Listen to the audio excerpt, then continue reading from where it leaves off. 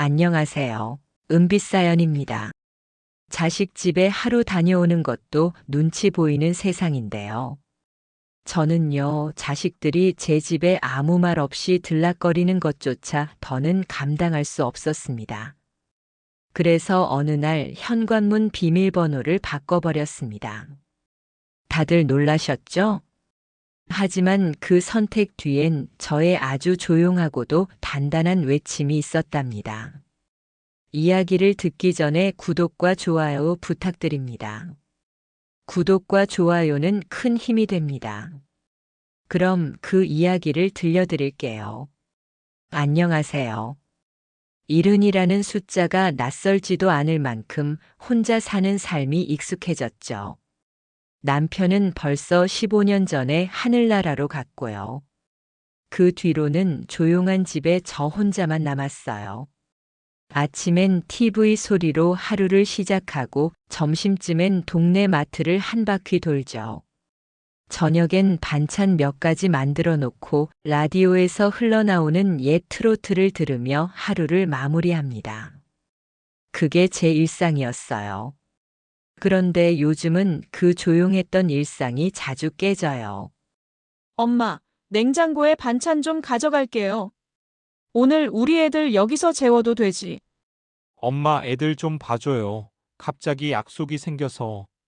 아들 내외 딸 부부. 그들은 이제 우리 집을 마치 자기들 두 번째 집처럼 써요. 현관문도 노크 안 해요.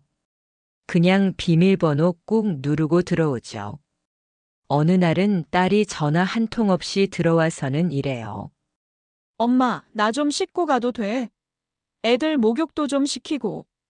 거실엔 젖은 수건이 널브러지고 욕실에선 아이들이 물 튀기며 깔깔대죠. 그 소리에 TV 소리는 묻히고 내 하루는 그대로 정지돼요. 나는 조용히 웃어요. 그래, 애들 보는 것만 해도 즐거움이지. 입으로는 그렇게 말하지만 속으론 자꾸 이런 생각이 들어요. 아무리 그래도 나도 내 사생활이라는 게 있는데, 누가 나쁘게 군 것도 큰 소리를 낸 것도 아니에요. 그냥 너무 자주 오고 너무 당연하다는 듯이 나의 공간을 누비고 다녀요. 가끔은 주방 식탁에 제가 먹으려던 밥이 밀려나고 냉장고 안은 딸아이 반찬통으로 가득 차 있어요. 아, 이건 민준이 거예요. 엄마 손 안 대셔도 돼요. 그 말에 괜히 웃었죠. 정작 내가 넣은 반찬은 내가 꺼내 먹기도 전에 어딘가로 치워져 있더라고요. 나는 조용히 있고 싶었던 것뿐이에요. 그게 그렇게 큰 바람이었을까요? 그날은 이상하게 잠이 안 왔어요. 이불을 2번이나 펴고 개고 라디오를 틀었다 껐다, 차를 마시다 남기고. 겨우 눈이 감기려던 새벽 2시 반쯤이었어요. 현관 비밀번호를 누르는 소리. 한밤중에 울리는 그 기계음이 왜 그렇게 제 심장을 쿡 찌르던지요. 익숙한 발소리가 들렸고 잠옷 바람에 눈 부비며 문 밖으로 나가보니 딸아이가 손자 손을 붙잡고 서 있었어요. 엄마, 미안해 급한 일이 생겨서 애 좀 맡아줘요. 내일 전화할게. 그 아이 얼굴은 분명 피곤해 보였고 사정이야 충분히 이해됐지만 그 순간 제 마음속에서 무언가 툭 하고 부서졌어요. 방 안에는 아직 제 취침등이 켜져 있었고 주방 테이블 위엔 덜 마신 허브차가 남아 있었죠. 저도 이제 막 눈을 붙이려던 참이었는데요. 손자는 아무 말 없이 골아떨어졌고 저는 다시 불 꺼진 거실에 멍하니 앉아 있었어요. 그 조용한 새벽 속에서 제 안에 작은 목소리가 자꾸 커지기 시작했죠.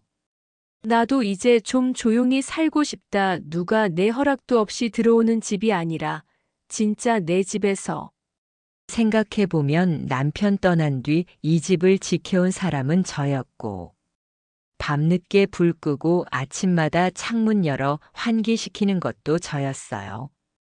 그런데 언제부턴가 여기서 내 자리가 점점 사라지고 있었어요. 냉장고도 리모컨도 안방 이불까지 언제나 누군가의 손을 먼저 거치고 나서야 비로소 저에게 돌아오곤 했죠. 그날 새벽 저는 처음으로 정말 강하게 느꼈어요. 이 집을 나만의 집으로 지켜야겠다. 그날 저녁이었어요. 하루 종일 아무 말도 하지 않다가 문득 너무 말하고 싶은 날이었죠. 혼자만 아는 비밀번호, 그게 그렇게 절실할 줄 몰랐어요. 그래서 평소에 김치도 나눠 먹고 이런저런 이야기 나누던 맞은편 골목 미숙 씨 집으로 조심스레 찾아갔습니다. 미숙 씨는 나를 반갑게 맞았어요. 저는 조용히 앉아 말을 꺼냈습니다. 저기 미숙 씨 혹시 우리 집 도어락 비밀번호 좀 바꿔줄 수 있을까요? 말을 꺼내자 괜히 얼굴이 화끈해졌어요. 늘 아들이나 딸이 해주던 걸 이 나이 먹고 처음으로 다른 사람한테 부탁한 거였거든요. 애들이 너무 아무 때나 들어와요. 나도 조용한 날이 좀 필요하네요. 이번엔 나만 아는 번호로 하고 싶어요. 미숙 씨가 나를 한참 바라보다가 말없이 고개를 끄덕였어요. 그래요, 도와드릴게요. 어머님도 이제 어머님 마음대로 좀 사셔야죠. 그 말에 괜히 울컥했지만 꾹 참았어요.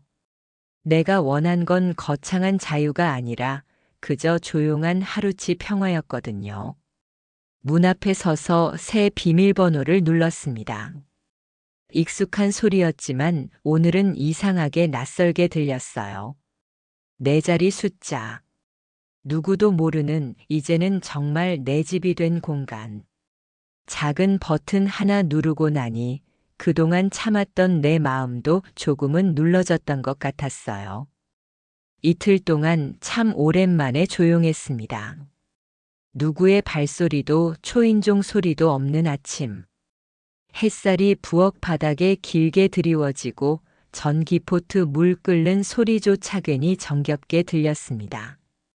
라디오를 켜니 70년대 가요가 흐르고 있었어요.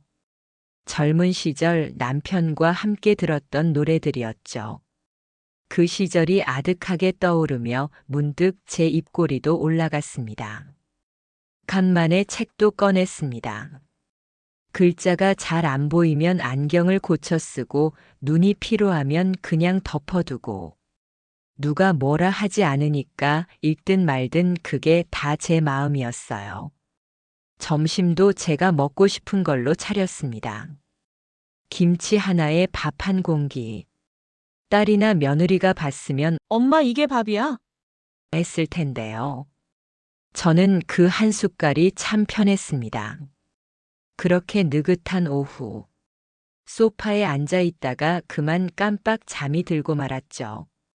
창밖의 바람소리에 눈을 떠보니 벌써 해가 넘어가고 있었어요. 아, 이렇게도 살 수 있구나. 저도 모르게 속으로 그렇게 중얼거렸습니다. 그때였습니다. 휴대폰에 문자가 왔습니다. 아들이었어요. 엄마, 비밀번호 바꿨어? 곧이어 딸아이한테서도 문자가 왔습니다. 엄마, 무슨 일 있어? 문이 안 열려.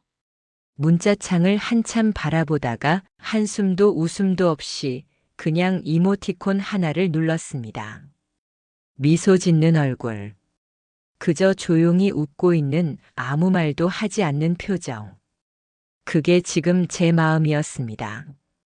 화가 난 것도 아니고 무시하고 싶은 것도 아니고 그저 지금 이 조용함이 저한테는 필요했어요. 그 누구도 들락거리지 않는 거실. 라디오 소리, 책장 넘기는 소리, 찻잔을 내려놓는 제 손의 움직임마저 모두 온전히 제 것이었거든요. 정말 오랜만에 이 집이 제 집인 것 같았습니다.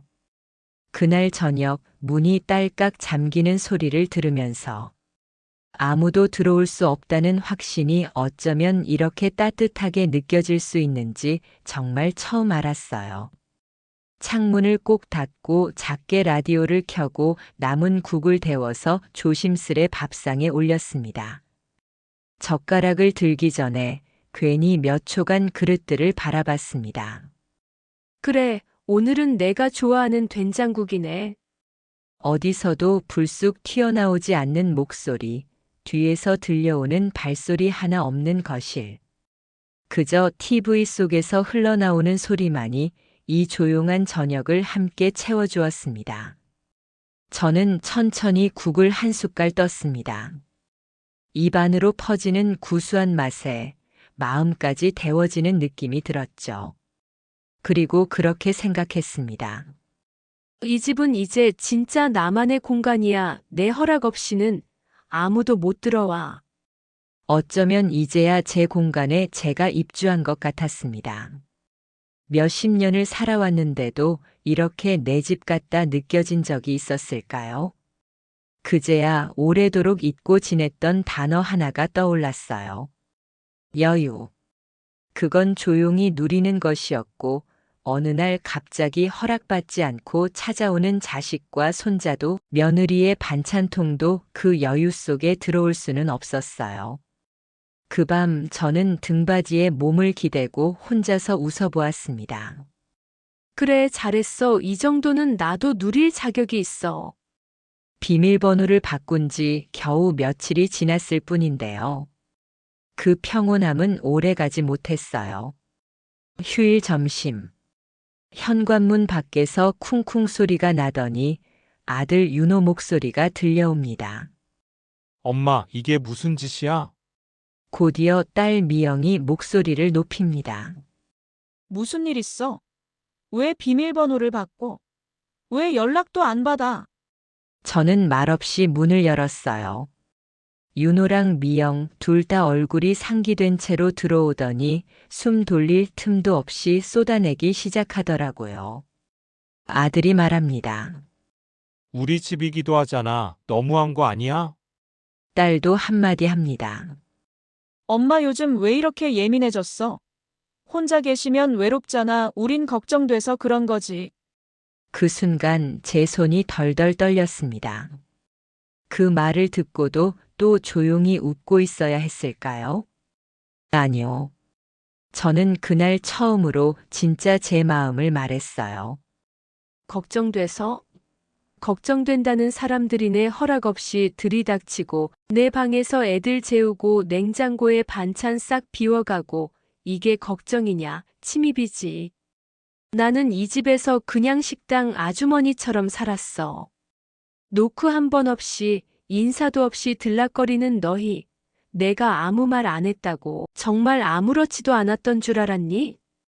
제 목소리는 높지 않았지만 그 안에 담긴 시간만은 무거웠습니다. 부엌의 공기가 멈춘 것 같았죠. 윤호는 무슨 말을 하려다 말고 미영이 먼저 뒤돌아섰습니다. 알았어. 그런데 엄마한테 진짜 서운하다. 문이 닫히고 나서 저는 텅 빈 거실에 앉아 있었습니다. TV는 켜져 있었지만 그 어떤 장면도 머릿속에 들어오질 않았어요. 말을 그렇게까지 안 해도 됐었나? 조금만 더 부드럽게 말할 걸. 후회가 파도처럼 밀려오더라고요. 하지만 이미 엎질러진 물 앞에서 저는 다시 조용히 말했어요. 그래도 이제라도 말해서 다행이다. 며칠이 흘렀습니다. 윤호도 미영이도 아무런 연락이 없어요. 전화도 문자도 초인종도 전부 조용합니다. 집안은 정말 평화롭습니다. TV는 틀어져 있는데 내용은 하나도 귀에 안 들어오고요. 예전 같았으면 쉴 틈도 없었죠. 현관문 열리는 소리, 엄마, 하는 외침, 손자들이 뛰어다니는 발소리까지. 그 소리들 속에서 저는 힘들면서도 살고 있다는 느낌이 있었어요. 지금은요, 냉장고에 반찬이 남아있고 꺼내놓은 이불은 그대로고 식탁에 놓인 빈 의자만 덩그러니 저를 바라보고 있어요. 식은 커피 잔을 들고 창밖을 한참 바라보다가 저도 모르게 웃음이 나왔습니다. 원하던 조용함이잖아. 근데 왜 이렇게 시끄럽니 마음은? 그 웃음이 저도 알죠. 기쁜 웃음이 아니라는 거. 아무도 없는 거실 그 속에서 혼자 중얼거리는 이 목소리만이 요즘 제 하루를 채우고 있습니다. 그렇게 또 몇 주가 흘렀습니다. 현관문 초인종도 전화벨 소리도 없이 조용한 날들이었죠. 집안은 여전히 고요했고 TV 소리는 배경처럼 흘러가기만 했습니다. 커피는 식고 식탁 위 반찬은 하루가 멀다 하고 쌓여갔습니다. 이렇게 고요한 시간을 바라던 내가 왜 자꾸 뭔가를 기다리고 있을까? 정확히 언제부터인지 모르겠지만 그 조용함이 조금은 무거워졌습니다. 심장이 가끔 뚝 하고 울리는 것처럼요. 그러던 어느 날 아침이었어요. 현관문 앞에 놓인 반찬통 몇 개, 그리고 그 위에 덧붙여진 메모 한 장이 있었습니다. 엄마, 이번엔 내가 반찬했어요. 쉬세요. 그 글씨체를 보는 순간 딸아이라는 걸 알았어요. 마음이 툭 하고 무너져 내리는 것 같았죠. 아, 얘가 내가 필요하단 말을 이렇게라도 하고 싶었구나. 저는 그 종이를 한참 동안 들여다보다가 조심스럽게 반으로 접고 다시 한번 접고 마치 편지라도 되는 듯 살며시 제 주머니 안에 넣었습니다. 그리고 그날 밤 자식들 단체방에 조용히 메시지를 보냈어요. 비밀번호 알려줄게. 근데 이젠 들어오기 전에 초인종 한 번만 눌러줘. 나도 준비할 시간이 좀 필요해. 그 문장을 보내고 나니 참 이상하더라고요. 아무것도 아닌 말인데 그 안에 담긴 제 마음은 처음으로 진짜 내 뜻 같았어요. 이제야 알겠어요. 사랑이란 건 모든 걸 내어주는 게 아니라 내 마음을 솔직하게 보여주는 용기였다는 걸. 그리고 자식들을 정말 사랑하려면 먼저 나 자신을 지켜야 한다는 것도요. 그날 이후로 우리 가족은 조금 달라졌습니다. 이젠 문 앞에서 엄마, 들어가요. 하고 외치면 제가 현관문 열며 웃어요. 그래, 잠깐만 나 지금 국 데우고 있었거든. 하고 말이죠. 가족이란 건 서로 조금씩 기다려주는 연습이 아닐까요? 그게 사랑의 모양이라면 이젠 저도 조금은 자신 있어졌습니다. 아들은 말했습니다. 왜 이제야 말했어, 엄마? 딸은 말없이 반찬을 놓고 돌아갔고 어머니는 혼잣말처럼 이렇게 중얼였죠. 그래도 이젠 알겠어요. 누굴 미워해서가 아니라 그냥 이제는 나도 내 삶을 허락받고 싶었던 거였어요. 저는 이젠 담담히 그리고 조용히 받아들이기로 했습니다.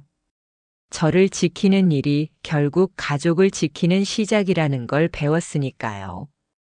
오늘의 이야기를 들은 여러분의 생각은 어떠신가요? 저와 같은 경험이 있거나 생각나는 게 있다면 댓글로 나누어 주세요. 감사합니다.